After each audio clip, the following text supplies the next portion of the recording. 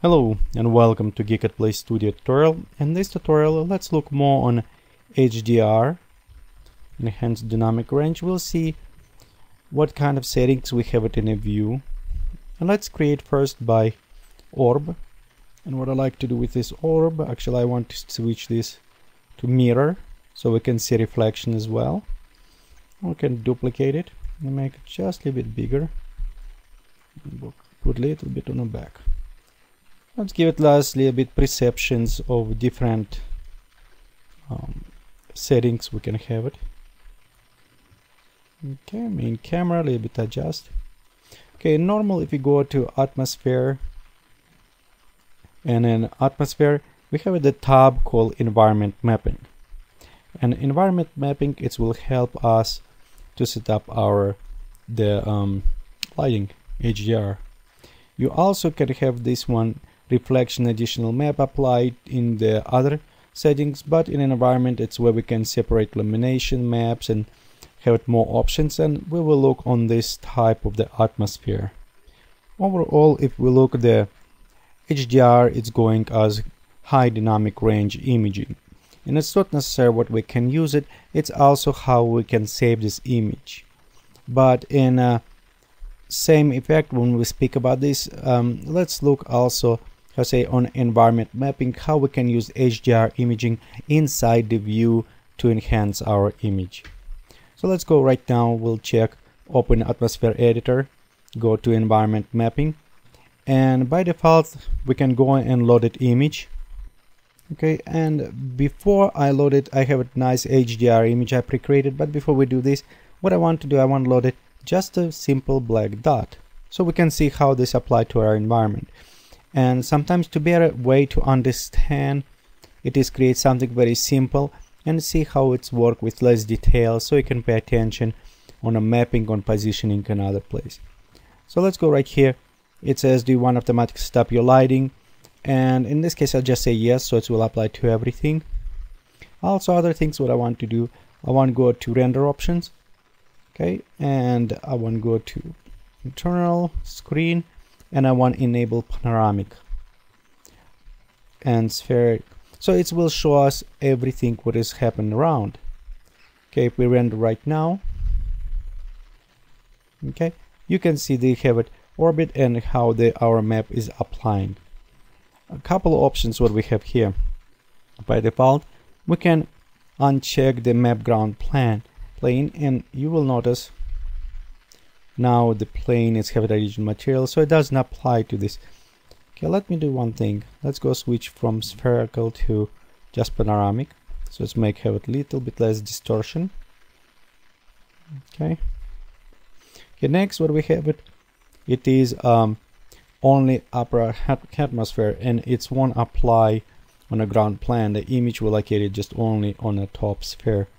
The other one is actually very useful, and if you want to combine together with atmospheres, it's called ignore atmosphere on a map. When it's checked, it's ignored. When you uncheck, your normal the lighting and fog and all this will be applied, and we'll see when we apply image you can actually blend a little bit better with your density, with fog, with your settings. So this one is very nice option, kind of bring together, to tie together the stuff. Okay, so let's reflect this one. We click ignore it. Okay. Internal panoramic. Okay, so here's our image, and you can see how we apply the black dot. Your position, it's a when you scroll, you can see it's apply vertical, other positioning, and by combining them, you can see you can align your image and position on the background. Actually make it a little bit smaller so we can preview. For this one, environments, they are self-explanatory and they're very visible and easy to manipulate. What has become a little bit harder it's understand after the illumination map and reflection map. And what's happening at this point, if we click on a separate illumination map, we can load it different color map. So for example, let's select colorful dot. Okay, let me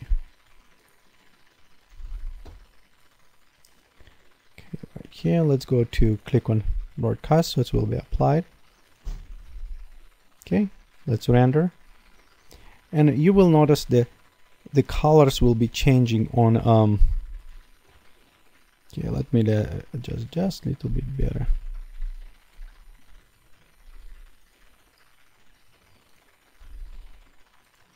Okay, and you can see how the lighting was applied. It's actually kind of additive on the color. So if we, for example, go and replace our illumination map with something different, you can notice how it's changed overall. Now it's more grayish, and illumination was based on the image. It doesn't necessarily showing the picture will apply here with the shadows. It doesn't. It just take average of the colors and apply overall on the lighting settings. The other things is what more kind of a little bit confusing how it's done. It is a reflection map. So example, if I go to separate reflection map, and for example I have it my HDR image, and I want this image be as a reflection, and we go render, you notice it's the reflection actually won't be there. And here is a couple of confusion about this. How do I seems like loaded my reflection map, but it doesn't show. To be sure it's displayed, what you need to do, you need to go to your render options and be sure right here force use reflection map is enabled. What is actually will create now, it will use that reflection map to our image. It's not necessarily can be result as you want it, but in this case it will use. So let's actually load it something different. Let's go load it maybe the colorful one so we can preview. Okay, and as a result you can see we applied different reflection, and this reflection applied to our image.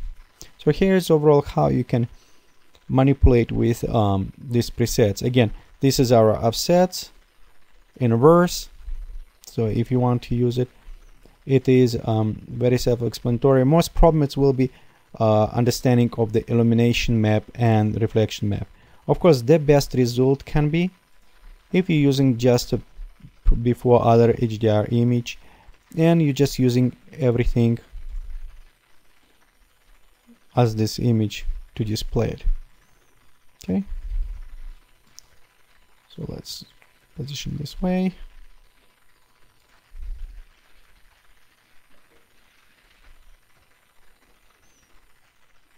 Okay. Okay, also the one result we don't have the great result. What we need to do is go atmosphere editor, because I did modify my offset. I want set 0 0. Okay, and that will be actual map properly, because before it wasn't applied proper point. And you can see right now here as we have it, our HDR was image applied to the background, applied to reflections and lighting. Okay, let's try one more time. Example, if we can uncheck for the ground, so the ground will be whatever we preset. We also can say let's combine with atmosphere settings. An example, let's reduce haze a little bit, just apply slightly. Also we can apply lighting, and you can see in small preview how it's changing already. And here we have it, the image with the apply haze to our atmosphere calculation. It's applied to overall look, and we do have a little bit inconsistency with the reflection and a haze. So here is we need a little bit work more to provide the correct image with that. Okay, now other things till we here I want to show you. It is the options to create HDR image. And when you like example, when I create that image as HDR, what I did I gone to panoramic view, spherical, and I just created as render as normal image. And let me do this one more time right now.